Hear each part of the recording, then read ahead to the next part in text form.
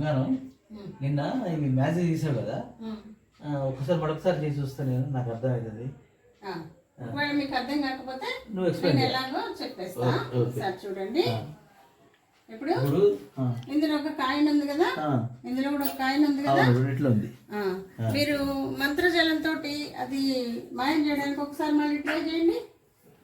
మొన్న చేసిన కాలేదు, చూడండి ఇంకొకసారి. ఉన్నది ఎక్కువలేదు, అట్లే ఉన్నది కదా. కొంచెం వాటర్ పోసైనా చూడండి, ఉన్నది ఇందులో ఉన్నది.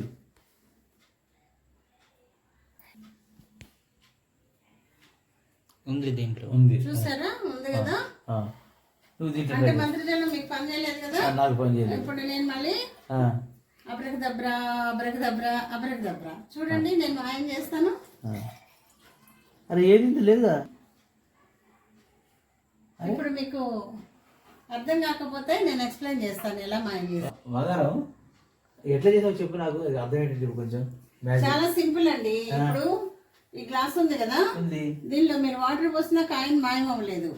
దీనిలో లోపల అడిగినా కాయిన్ ఉంది, ఉంది, అందువల్ల మాయం అవ్వలేదు. ఇది చూడండి, ఇందులో అసలు గ్లాస్ లో కాయినే లేదు. అట్లాగా ఫస్ట్ కూడా గ్లాస్ లో కాయిన్ లేదు. కాయిన్ ఎక్కడ ఉందో తెలుసా? అరే అడుగున ఉంది కాయిన్.